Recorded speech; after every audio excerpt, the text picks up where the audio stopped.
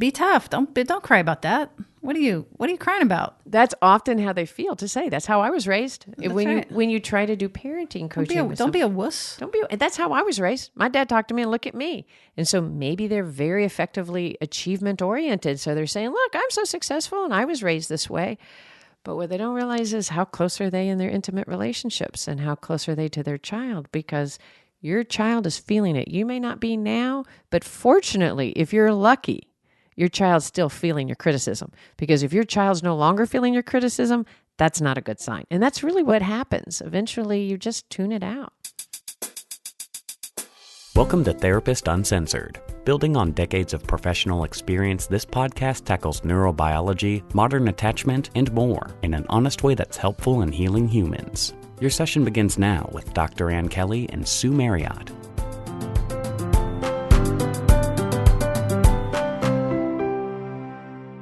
Hey, Sue Marriott. I am happy to be back in the studio with you. Absolutely. It's so nice to actually be recording together. We've been doing so many crazy things separately, and yeah, it's fun. So let's do this. Let's do some announcements.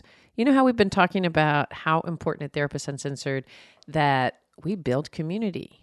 We are really excited. We've been hinting at this, suggesting it, but we're going to do it. We're going to have a live meetup here in Austin, Texas, and we are going to encourage live meetups wherever Therapist Uncensored reaches. On April 22nd, this is all going to happen simultaneously. We've already had a couple of people sign up to host in their local community. So wherever you're hearing this from, our idea here is we're going to be announcing, like, so if somebody wants to host in Boise, Idaho, or in Calcutta, or in Sydney, Australia, wherever you're listening from, you just raise your hand, let us know, and we will announce it. Basically, all you would have to do is find a location for people to gather, and everybody will pay for themselves, things like that, no big deal.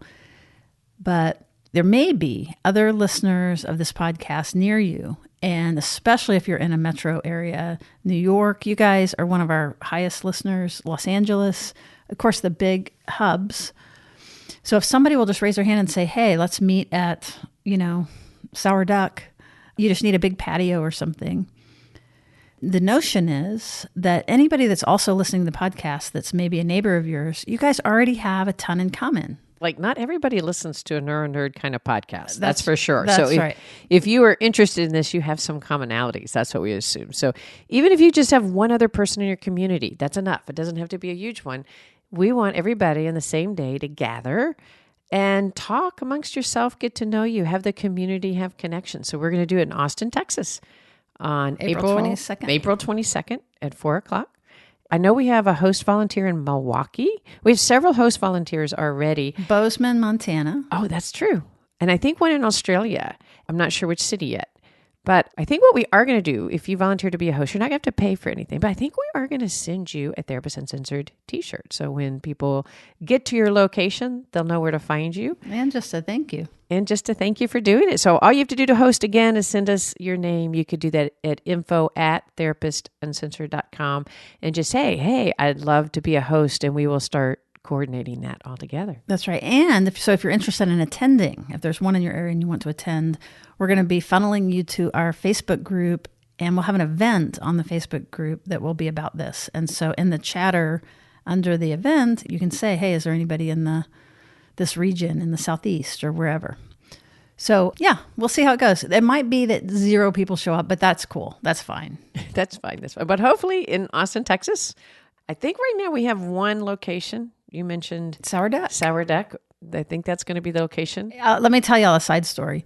Anne is really wanting to spend the next couple of weeks going to different locations and checking out the vibe and seeing how nice the people are, and you know what I mean, having it be an event, like a scouting event, to find the perfect location. So we call that me circling my blanket. So we could actually, we always talk about sort of our different dynamics on the podcast. So who do you imagine wants to be decisive? We went to a place. This is it. This is fine. Let's name it. And I'm like, let's circle the blankets. Let's ride our bikes all over the city. It's just also an excuse to play around, right? and find the location that is just right. So right now, it may end up being sour duck, but we'll get back to you. But there are so many people out there that are not in Austin, Texas. But if you're out there and you have a location in mind, awesome. We think it'll be fun. We're going to want you, if you get there, and more than one person, even if it's just one person that shows up when you're there that day on April 22nd, we want you to take a picture of you or your group and send it in. So Right. And we might be doing some live FaceTime and stuff like that. So it'll be fun. But wait, in my defense about the sour duck, yes.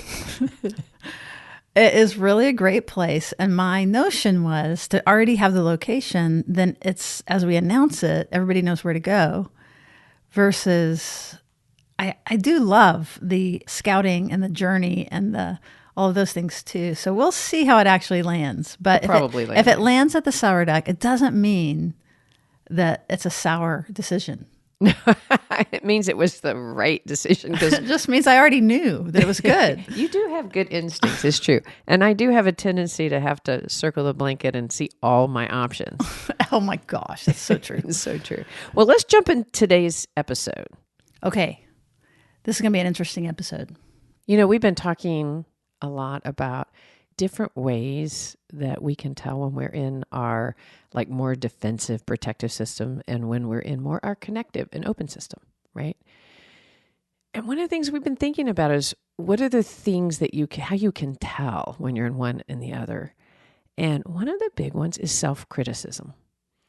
And self-criticism can be a huge problem for so many of us. Oh yeah. I mean, I would be surprised if actually, there is a category when it comes to attachment of folks who are less consciously self-critical. So we'll get to that.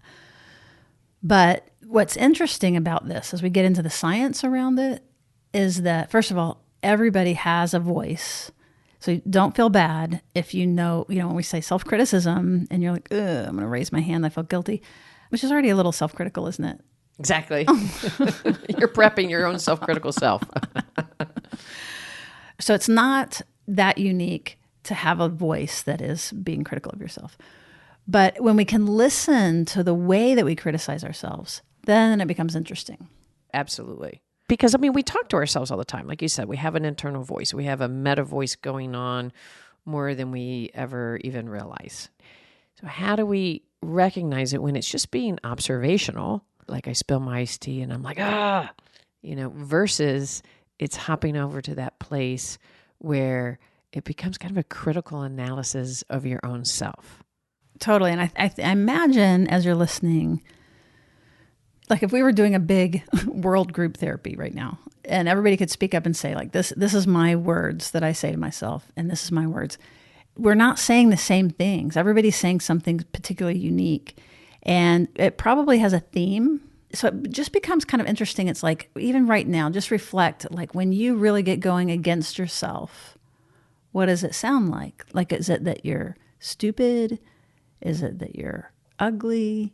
These are painful things to think about, but the reason that we're pointing you to them is because we're going to decode them and update them. So, jumping to the end, one of the cool things about security is basically that you have a secure script. Those of you who have been following for a while know about internal working models. So we might kind of just try on the idea that your self-talk might hint towards your unconscious script, your internal working model. So one of the things to think about, you just asked everybody kind of slowly think about it for themselves. Just take another moment again, what would be your most common moments of self-criticism? And what would the theme be? I like how you're saying that. I know for me, my self-criticism often comes when I've realized I've procrastinated too much and then I'm up against a deadline. That is brutal. If I have distracted myself and postponed and then I'm about to maybe jump on an interview or something and I haven't done my sufficient prep, I can feel that self-criticism. So what does it sound like? I think mine centers more around expectations of work ethic. It's not so much how smart I am, how I look. Mine is, have I done the work ethic? And I will get really rough on myself if I feel like I've lingered and I haven't shown a strong work ethic. That's kind of how it sounds like why did you not get, better? Mine would be, you know better. Why did you do that? Like that would be my theme. What about you? Well, do you have any idea of why work ethic is your Achilles? Absolutely. I think growing up, work ethic was really promoted. I think having a strong work ethic in my mom and the identity of how hard she had to work for us, for one, and the anxiety that I would get if I wasn't doing, I can still remember. Lucille Ball. Oh, it is. I have. That's so funny that remember that. I'm sure I've talked about that before, but still, and my daughter Sydney loves the Lucille Ball show, but still when I hear that music, my stomach gets a little like anxious because I knew my mother was going to be home. I guess it was like 25 minutes from the start of that program. And if we hadn't done the work that we needed to do and started dinner, etc., it would make me a little anxious, mainly for her being upset, but also disappointed because I knew she was working so hard. So there's like this strong work ethic. So my self-criticism probably centers a lot on my working model around what that holds for me. Yeah, that's interesting. I'm glad that you said more about that. So what about you? Oh, I think mine's a lot worse. I think you're just healthier or something. I don't know. No, I think mine, a couple of things I've noticed. One is when I'm more dysregulated, when I'm not in a good place, my self-criticism is brutal. You said yours was brutal. Everybody, I guess it's all relative. But the other thing is it doesn't necessarily come in the form of words. It's more of a feeling, and it just cuts right. It's not like work ethic, or it's like more of like worth. My worth, like goodness, badness, like that I'm actually bad or that my badness will be revealed. It's definitely more like core value of self. And that's what self-criticism can be. It's an embodied experience, isn't it? It's not, I mean, the research really shows that. It's not a cognitive thought. Stop having that thought. It's really can envelop the body, and it's a embodied experience. So you're really describing it in such an articulate way that it can just have a wave of feeling incompetent or unworthy. Mm-hmm. And it's a sense you can't even articulate the words that come with it at times. Right. Well, and if I am thinking in words, it's actually, if we think of the nervous system, the lower down that I am, the more it's embodied. As I come up, where I have my higher thinking on, then there may be words. So there's some interesting things about this. So one is that if I'm not dysregulated, and we should talk about that paper and the research in it. For sure. So if I'm not dysregulated, I'm in a pretty good place, and I say that I'm feeling self-critical, one of the great things about that is that, like, I don't know, it doesn't go to that worth place. It's just more of like, damn it, it's a little bit more reality-based. What you're saying is that when we're in our more secure way of relating and we're not activated, when you are all of us, we can be self-critical. We can go, you should have prepared, but it doesn't hit you on this core level. And we're able to self-reflect about it. We're able to mentalize, you know what, true enough, I should have started earlier, right? Like, so there's a way to be self-critical that isn't devastating to you and leaves a mentalization process where we can look at ourselves. So, Anne, do you have the reference for that paper? If you'll find that, and I'm going to just share a little bit about it. The reason we love this particular paper is it has to do with mental scripts. And so one of the findings is just what I'm saying right now, and it's ringing really true for me, which is that when you're in an fMRI machine, and if you're being self-critical, and let's say that you score as securely attached, it shows another part of your brain that I'm going to forget because I'm not a neuroscientist. But I probably should have. See, I could be critical of myself right now. Basically, it has to do with the visual cortex. So if you're secure and then you're being self-critical, the visual cortex lights up. And what the interpretation of that is that it's like you're examining the thought. You are kicking it around. It's like you can defend yourself even from your own self-attack. That, like, in other words, it's a more complex, damn, I shouldn't have done that thing. Yeah, but they didn't give me the information in time. Like, there's a working it. Right. There's a way of, I guess the language that we've used a lot is it's a way to mentalize around it, that you can see yourself from outside. I think what you're talking about is the lingual gyrus. Thank you. Oh my gosh, that's so great. But the article that you're speaking of, and it really is it's attachment styles modulate neural markers of threat and imagery when engaging in self-criticism. And it's in Scientific Reports 2020. So it's a recent article. You can see how Sue and I spend our fun time. And we seriously do read this stuff for fun. So that's a whole nother conversation. But it was a really fascinating to see the things that we see in our office, we see in ourselves, but to really have it manifest in a way that we can describe it through brain functioning. If your score is secure on this, I don't remember. Here's an interesting thing about research, though, y'all, is that there's so many measures of attachment. What Anna and I typically talk about is developmental attachment with strain situation, AAI, the adult attachment inventory, and the adult attachment projective, those kinds of things. So when you're looking at an article, it's interesting to see how they measured it. We're writing a book, and in our appendix of all the attachment measures, there's a zillion. But anyway, as a parenthesis, right? That basically that there is this activation with self-criticism, with securely attached. I like how you said it. It's basically there's more mentalization happening with this lingus gyrus. But one of the reasons why it's so important is that self-criticism in general can activate a sense of a threat response. Yeah, that's interesting. Right. And so that's when we started off the whole conversation with how do we know we're in our defense? Well, when we start to self-criticize or we're criticized by others, there is a sense of threat. There's a threat to our identity, to ourself. Are we going to be rejected?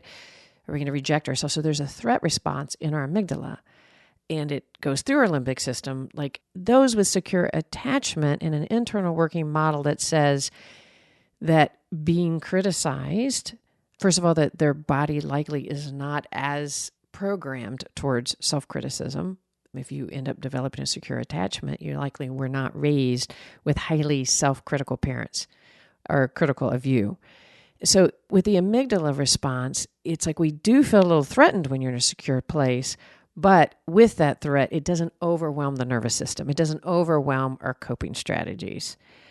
But it was really different when they looked at avoidant attachments, individuals more dismissing styles. Yeah, so basically one of the findings there is that there's not that activation of the as lingus gyrus, whatever. The lingual gyrus activation. Yes, there you go. That they have an amygdala response, but there's not as much response to the lingual gyrus activation. And they speculate that in some ways that it overwhelms the coping system, that there's not this way.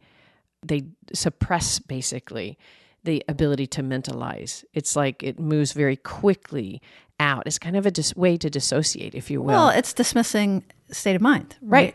It's dismissing one's own experience. And when we talk about being in a dismissing state of mind, we often are dismissing our own emotions as well as others. Which includes self-criticism. Absolutely. Includes the feelings of threat around self-criticism is too much so that it gets almost dissociated or suppressed. Right. And so the experience might be, as someone who is recovering from dismissing that side of things, for sure, the experience, I think, is more, it's going to be more critical of the other person. Right. Like, I'm fine, but who is this crazy person out there? So in other words, I'm not threatened by self-attack. I'm more threatened by other people. And I want to talk about something about pleasure in just a minute, but were you going to say something? Yeah, I think it's an interesting way to kind of think about it because we often talk about, or we have talked about, one of the states that is threatening to this dismissing individual, or when we're in that state, is the threat to an identity. And so to be self-critical and to question yourself would really be activating because one leans towards dismissing because you had to rely on yourself. This isn't a negative. Remember, this is not a negative state. This is not a personality disorder to land in dismissing. It's like we had to really, when you're there and you grow into an internal working model of dismissing, it's because you had to rely on yourself. So you had to really learn to overvalue yourself because you didn't trust others. So if you think about it, the idea of self-criticism and doubting yourself really would feel threatening. It would feel threatening, but it doesn't feel threatening because it's already suppressed. It happens so quickly. Right. And that's the one reason why we've talked about doing a whole episode on this, and maybe we will because we've got an episode coming up specifically around the amygdala. But that's one reason we want to point out the difference between feeling threat and feeling fear. Like for somebody with dismissing attachment, you're not necessarily going to feel, oh, I'm afraid to be self-critical. You're going to bypass that experience altogether through the suppression and the act on the threat. And that's where dissociating that feeling comes out. And like, I don't have self-criticism. In fact, I feel pretty damn good about myself. Although underneath, we know that even in insecure attachment, including dismissing, there's a lot of self-doubt that's really hidden and suppressed. It's absolutely true. So basically your protective system, your defense system is active. And so your little amygdala has squirted some, threat neurochemicals, and you've got a little cortisol. So if you put a monitor on your finger to measure threat, it would actually be there, but you wouldn't be perceiving the threat. Right. You would have pushed it away. And it kind of leans towards why criticism of others comes out, because if somebody else is being self-critical, that is actually really hard often on somebody with dismissing attachment, is to listen to somebody else be self-critical. They want to stop it. Or to be critical to them. Oh, a good point. I was actually leaning there and I forgot that point. Thank you for bringing it back. And that is that the identity threat. So for somebody being threatened, we often say that somebody with dismissing attachment will lean on, how could you say that about me? Mm-hmm. Right? So you being critical of them is very, very disruptive. So while they don't incorporate self-criticism, we really can become very defensive around criticism from other people, which then leads to wanting to cut it off, wanting to either eye roll, shut it down, move away, withdraw, leave. All of those signs are like, I have to get away. This is too much for me. So earlier I had mentioned this idea of pleasure, and this goes exactly with what you're saying, Anne, which is, if we just very quickly go back, so here's this dismissing adult, but in childhood, what that means, if they're a dismissing adult, is that was adaptive for their environment, which I really appreciate you saying that earlier. Just, we can't emphasize that enough. It's not a pathology. It was adaptive early on. But if we break that down just a little bit more, what happens if you have a good environment, a good enough environment, then you're distressed, your little brain is distressed because we can't calm ourselves down. Then the bigger brain is responsive and takes care of us. And guess what happens is we feel relief because we come back to homeostasis, and that gets patterned. And then pretty soon we're going to feel relief when the caregiver is even nearby, because there's a feeling of pleasure. So it works, basically. That makes sense, yeah. And so then we want to be near the caregiver, and their presence is soothing just in and of itself. Another way to look at it is rewarding. It's rewarding. Now, when you have had to, as you're saying, depend on yourself, that's great, but what's missing is you're not getting the pleasure of the success of being soothed. As a matter of fact, what can then eventually happen is that it might not be pleasure, but your homeostasis has to do with being on your own. So then when you have someone near, now we're grown back up and we have a partner, that can actually evoke the threat system rather than oxytocin and all the good stuff that we really want to be happening when you're in a really dismissing state. And being alone can give you the feeling of relief. Because you're not warding off that sense of threat. That's exactly right. Right. So I thought that was one of my ahas about some of this and reading more.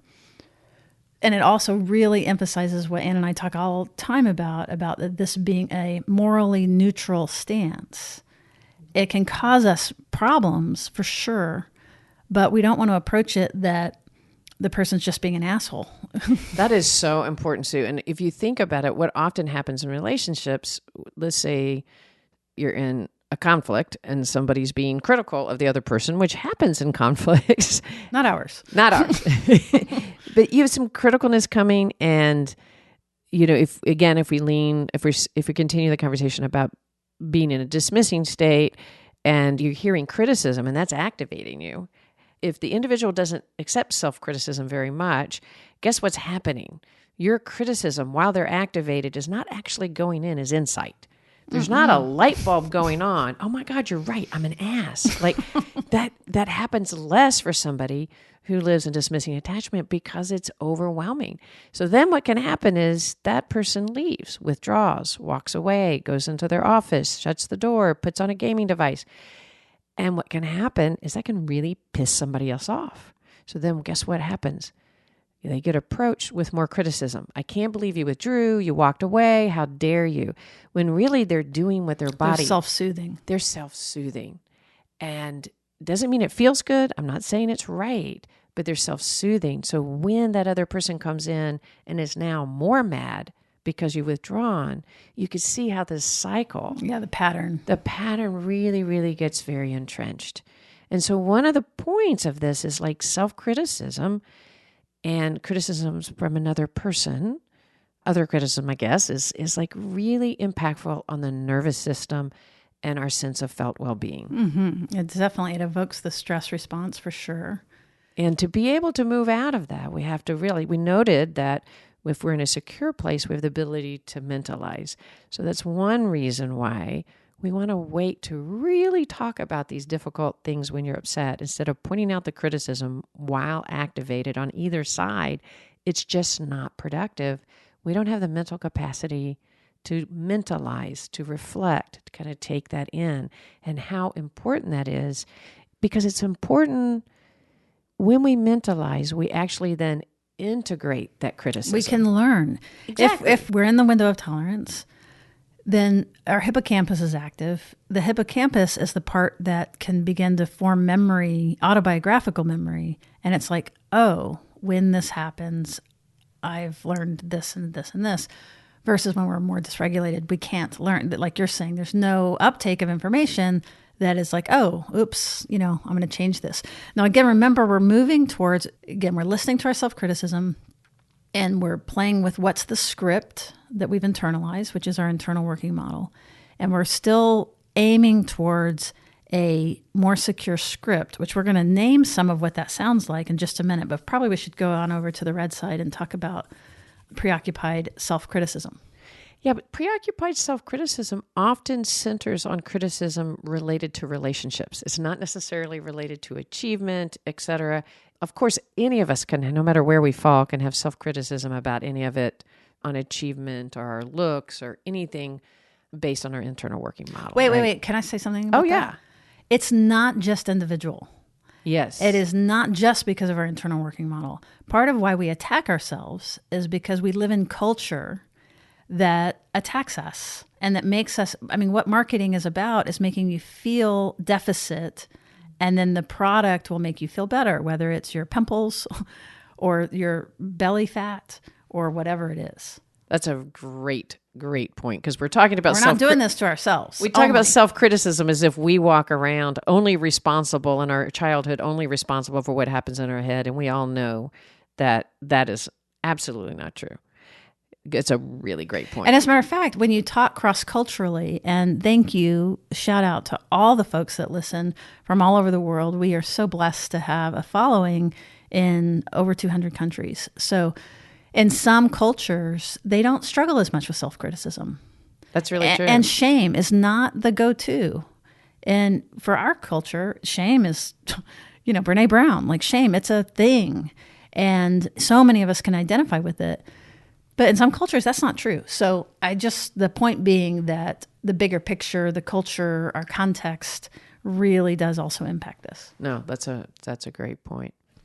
So in talking about self-criticism, when we're in a preoccupied state of mind, or if we live more in a preoccupied internal working model, we likely struggle with self-criticism more than any other internal working model, because the core of that is that we haven't really learned to trust ourselves.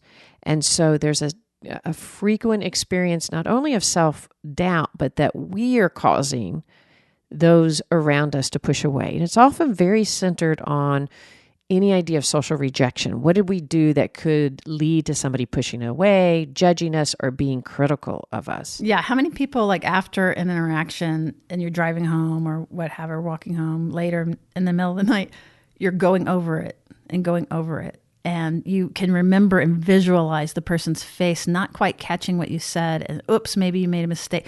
Like that sort of stuff. Those are all signs of that preoccupation.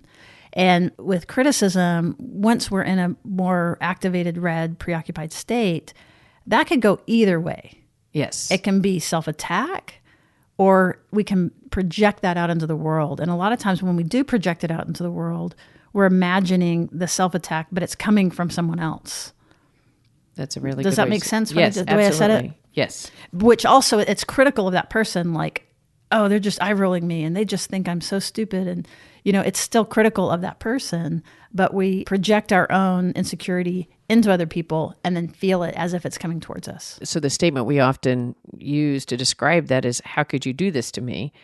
And it's a feeling of, I've done something, you're rejecting me. How could you reject me? But underneath it, there is this self-incrimination. Right, like I'm rejectable. When we're in a red state or anxious attachment state, we have a heightened amygdala response. That is certainly the experience in the brain of a highly sensitive amygdala response, which also means that we walk around ready to feel threat.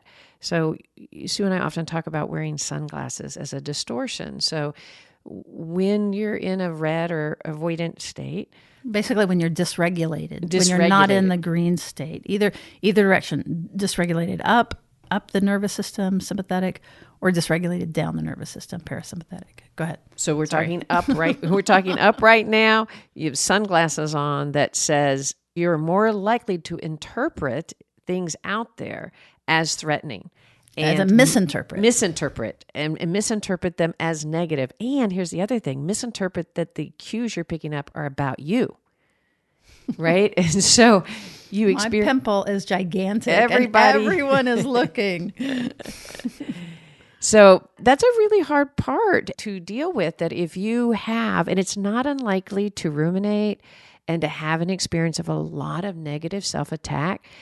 And then what we can do to ourselves is then self-attack ourselves for having all this negative rumination, which really sucks. And we really want to point out how important that this is not a cognitive process. This is not something to just stop doing. And that, we were speaking about what can happen when a blue person shuts down and leaves. When somebody is in a highly anxious state and self-critical, it is very tempting to try to just tell them to stop acting that way or thinking that way. Yeah, you want to push away. Right. And that's a sign, actually, that you're with someone that's a little bit moving into the red, is typically they're leaning in, even with their words and their pace and their urgency. Basically, if you could imagine, like they're leaning in, and it causes us typically to begin to pull back. And so if you're feeling that pullback feeling, like the wide-eyed pullback feeling, probably they're in an activated red state. That's a really good way to put it. And what they talk about in some of the brain studies, that the areas that are actually elevated during that state, and now should we try it? The dorsal anterior cingulate and the anterior insular regions, all of these regions are actually associated in our brain with rejection-related distress. And in those areas, they actually become more activated, which is also really interesting because avoidant attachments tend to get less activated in these regions related to rejection. When they do studies that involve social exclusion, that somebody in a red state is much more likely to have this heightened activity in areas, while somebody in a blue state is going to be lower activated. So part of what that means is if you know that you tend towards that red, more activated, preoccupied state, it's not that you can't trust yourself. It's that you need to learn that your equipment tends to lean in a certain direction. So it's like, if I'm feeling like they're all talking about me, or that they're still thinking about this, I can sort of self-correct a few degrees back around, probably they're not thinking about this. Like, in other words, this is all using our higher thinking, and it assumes that we're in the window of tolerance, but it is actually a skill. It's a learnable skill. So this gets into what script we want people to hear. Yeah, since we've been kind of research focused, let's throw in the part at how sometimes they activate different attachment experiences in the moment in research is by doing what they call a secure attachment priming. And it's an amazing impact. And that basically means that we prime our bodies in a more secure way. And that can be even showing individuals images of secure relating to people, hugging, like social relationships that are getting along really well. Soft eyes. Yes. Soft face. It also helps to have individuals imagine secure relating through past relationships. But the point of this is not to try to induce some research activity out there. The point of it is that priming our bodies for positive social support in any way calms these regions of our minds and our brains that we're talking about that get activated and pull us more into our secure way of relating, where we aren't pushing all of our self-critical buttons or other critical. So as well as being able to help each other. So being able to say, I'm really upset, but I'm here for you. Being able to soften your eyes, being able to lower your voice and imagine, or if you're on your own, imagine somebody coming towards you in a caring, loving way could really activate your body. Right. And we're primarily talking about secure relationship with self. And we want to build secure relationship with self, because basically you can hear with the self-criticism, there's not a very secure base in there when we're actively criticizing ourselves. So just you saying those words, Anne, I could already actually feel a physiological response about like people hugging, like, or real smiles, like not fake smiles. People lying together, relaxed. A mother holding a baby and gazing. These are some of the primes that can evoke the right neurochemicals in our body. Again, this is amoral, meaning it's not, if I'm preoccupied and I'm not trying to be difficult, I'm just being difficult because that's the neurochemical soup that's I'm literally responding to my body.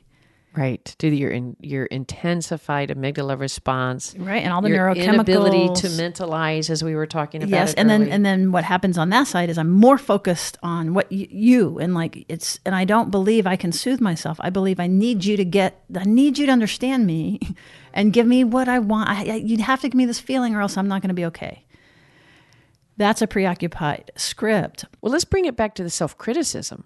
So I love where you're going. Let's use active sentences, what we might use if we're being self-critical. So rather than running the script of, I need you to understand me right now, or, I need to have this feeling or else I can't let go, right? What we're wanting to help you move towards and help ourselves move towards is, this doesn't have to end perfectly. I'm going to be okay. This person that I'm upset with is good enough, and I'm going to be okay. Like, it's moving back towards this secure sense, and it's not perfect. It's not like, oh, I'm wrong and really everything's okay. It's more of, this is hard. So when you're in a secure state, you can handle things. So it's like, I can handle hardship. That will be okay. I can feel feelings and be okay. And just the idea of being able, listening to her voice, it's just very calming me down. But it's a way of, I'm going to be okay, is this sense of generated a sense of security, even though your threat is feeling like, oh my gosh, you're reminding your body.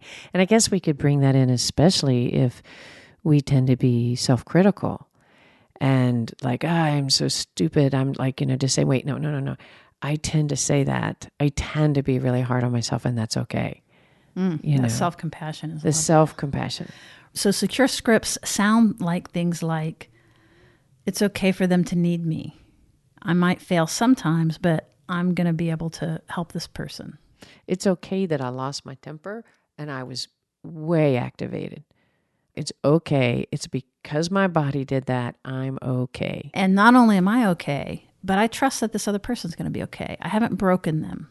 And if they need help, they're going to get the help they need, or maybe they'll turn to me and I can help them be okay. It's okay for me to need something. I get to need things sometimes. I get to ask for help. I don't have to be perfect. I think a big one is, again, with the criticisms, like, I realize I did this really dumb thing, but I'm okay. I did this thing, but I'm not the thing. Oh my God. Say that again. Well, I did this, but I'm not this. I let myself down because I wasn't prepared, but I am generally a really good person. I'm really worthy. I screwed this thing up, but I am worthy. Mm-hmm. And so, I'm going to get a second chance and a third chance. And nobody is going to, because sometimes you have to really think, if you've really hurt a friend's feelings and you just are horrified, you have to just then imagine the secure ending instead of being preoccupied with a negative ending. Imagine things will be okay. I will be all right. When they do prompts with photos and things like that and you make up a story, when we're in a secure state of mind, or if you happen to come by natural attachment security, the story that you tell is both you're capable, there's help available, and that, a lot of times the prompt will be, and then what happens next? And always the what happens next is, oh, and then the friend comes, so that's like basically we're introducing the idea of the future. We're not always going to feel this terrible. A minute ago when you said the thing about, yeah, I did this bad thing, but I'm not bad, something like that. It reminded me of an old episode when I was interviewing Bob Schneider. He's a musician here in Austin. One of the things he had said was something about in the depth of his therapy, that his fear always, so I'm not identifying him as whatever level he is, as far as what kind of attachment. But what it made me think of is, because I wanted to go back to the avoidant for a minute, because we've been talking a lot about the self-criticism and the activation. So on the avoidance side, it's like we can't quite let ourselves feel it, but if we did, it's really bad. And so he had made some comment that like what he couldn't let himself think about, but really thought, was that he was this raging narcissistic asshole. And through the therapy, he came to that he's a narcissist. Interesting, yeah. Right? And he's okay. Like, he struggles with this thing. It was some version of that. I know that I'm bungling it, but it really reminded me of like, I struggle with this thing and I'm not a monster. And his ability to actually mentalize that and tolerate that and let that in means he just moved in the spectrum away from narcissism. He still can be narcissistic. Right. If a narcissist is worrying and thinking about their narcissism, we're in pretty good shape. That's a pretty, I'm glad you brought that up, because another interesting thing about the dismissing not really coping with self-criticism. Often they have been raised with self-criticism. In fact, individuals who end up reporting that their parents were highly critical often land in insecure attachment on both sides. But a dismissing individual who doesn't actually let themselves metabolize self-criticism often are more likely to be critical parents. Oh, yeah, they act it out. They act it out because here's the interesting thing. We said that they're not mentalizing it. So one speculation is that they can't then let themselves feel the effect of self-criticism.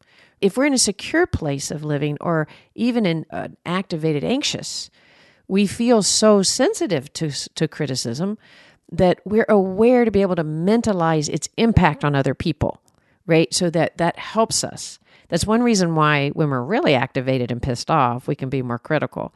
But when we're calm, we can mentalize the impact. Well, if an individual is raised with a lot of self-criticism and they have to push that away because it's just too much, criticizing, especially throughout childhood, is overwhelming for that child's nervous system.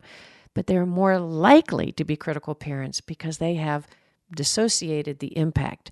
So they can criticize without imagining the impact on their children, without holding that. But we will tell you that is having a devastating effect on kids.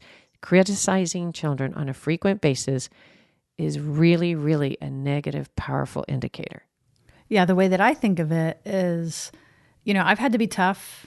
I, pull myself up by my bootstraps. So if I push my kid a little bit, then I'm like, be tough. Don't cry about that. What are you crying about? That's often how they feel to say. That's how I was raised. That's when right. when you try to do parenting coaching, Don't be a wuss. That's how I was raised. My dad talked to me and look at me. And so maybe they're very effectively achievement oriented. So they're saying, look, I'm so successful and I was raised this way. But what they don't realize is how close are they in their intimate relationships and how close are they to their child, because your child is feeling it. You may not be now, but fortunately, if you're lucky, your child's still feeling your criticism. Because if your child's no longer feeling your criticism, that's not a good sign. And that's really what happens. Eventually, you just tune it out. I love what you just said there. We need to highlight that statement in our show notes, because the whole thing of like, once I stop criticizing, or once I stop feeling it, that what that means is my nervous system has been so impacted by it that I have to shut it down. That's exactly what it means. Which is, by the way, the definition of trauma. Bad things can happen to us, but if we have the resources to handle it, it's not trauma. What trauma is when it affects our physiology and it goes in a new way. So basically what you're saying is once they stop feeling it, it means they've had to shut down a big part of their affective world. In fact, it's probably a good way to start wrapping this, because what we want to end with is We're all trying to find a way that our body can lean more towards secure relating, whether we were brought up that way or we're earning our security. And to know that if you're in the more secure place, we're busting through those myths that to like get through it and not feel it is actually a positive outcome. Nope. What we're shooting for is I can feel it. I can really experience it in my body, but I also can do it in a way that I can still mentalize and keep my thinking online. And when I lose my shit and I no longer keep my thinking online, that's still okay. Because I'm aware that I'm doing it. Tears are good, or even I'm not aware I'm doing it. But like, again, self-compassion. It's like there's nothing, shame does not help us in any form get more related or connected or honestly more effective at whatever we're trying to do. That's true. So if we lose it, we lose it. We lose it. And then you just, then there's another beat and then there's another beat. And on that third or fifth or 20th beat, we get to stand back up and hold our head up and make repair and do what we need to do to handle that, but not coming from a place of you are a bad person. And I love us ending on the concept of repair. That's what it's all about. It's all about being able to repair with ourselves and being able to repair with others when we have lost it. And once we repair our body, we have to have repair. That's what true parenting and true connection and true relationships about. It's not getting it right. It's being able to say, I screwed up. I'm sorry. We're there. Yeah. So secure priming as we end. So imagine a person that you feel unconditionally accepts you and that would be there for you no matter what, even if you haven't seen them in a long time. So just sort of visualize that person. Those of you that have worked with ideal parent stuff, see if you can imagine a perfectly responsive, contingent, attuned reaction. And we want to just hang out in this place of just imagining the soft eyes and the soft face. What other kind of secure imagery do we want to close with? Well, all of a sudden I had the secure imagery of puppies and kittens. Yes. Oh my God. Oxytocin flying. Yes. Things that can actually, if we can activate the oxytocin in one another, that is what can be the secure relating. Even listening to a voice that is calming like and yours. caring. That's calming and caring. It really can warm the system. That's right. Art, certain music, tuning into music that gives you that feeling. Nature. There's somebody that I know that likes to, in the middle of the night, go out and, work on their garden and like pick the caterpillars off their plants and, you know what I mean? Like basically really immerse in nature and look at the sky, the dark sky and the perspective. Those kinds of things evoke this ease and this low stakes place of like everything's going to be okay. That's the way that we want to kind of end this and really invite you to we want to grow that part of you that can find your safe place and your safe people inside of you. Because remember, this is about growing security in yourself. Perfect way to wrap this up. All right. Thanks for joining us, and we'll see you around the bend.